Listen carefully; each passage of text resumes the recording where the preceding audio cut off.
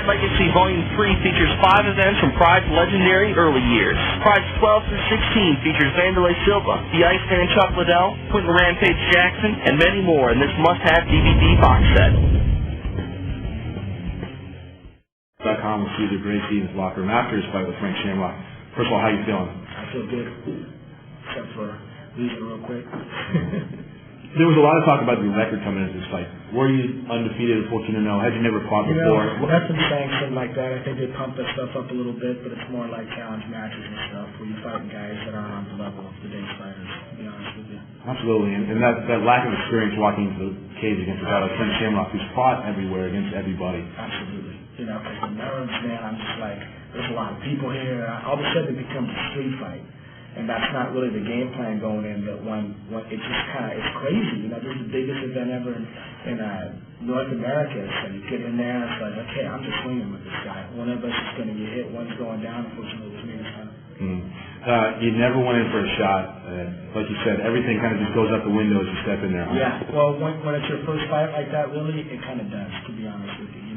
Once you become a seasoned fighter, like, the guys on my team, Jake, Nick, Gilbert, and those guys, a lot better fighters than I am, they've got the experience to go in there and institute a game plan and stick to it, And I kind of just said, hey, I'm going to swing with this guy, because that thing was building up. I thought I'm like a street fight, like I said, Why did you take the fight? Did you feel like you had something to prove?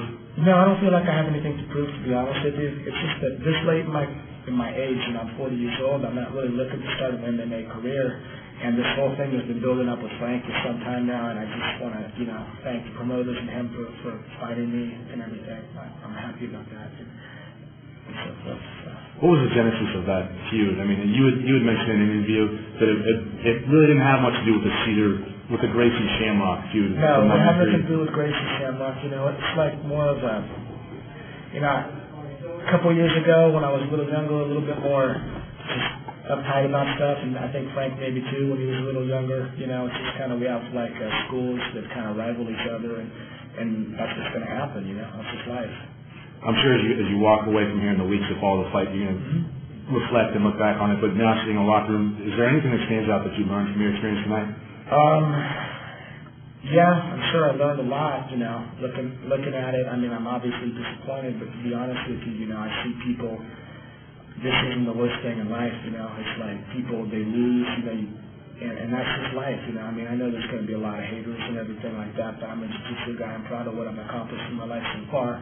The people that are fighting Iraq, getting killed and everything, I mean, I have my hats off to those guys, the guys that are out there getting shot at and everything, and fighting for our country and everything. It's like, those are the heroes, not us, to be honest. Not MMA fighters, big deal. We're getting paid good for that and everything.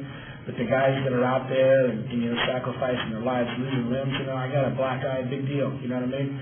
Those are the guys that really deserve everything. So I just thank God for that, Yeah, thank you, Cesar. We appreciate you getting in the ring tonight and putting yourself on the line like that.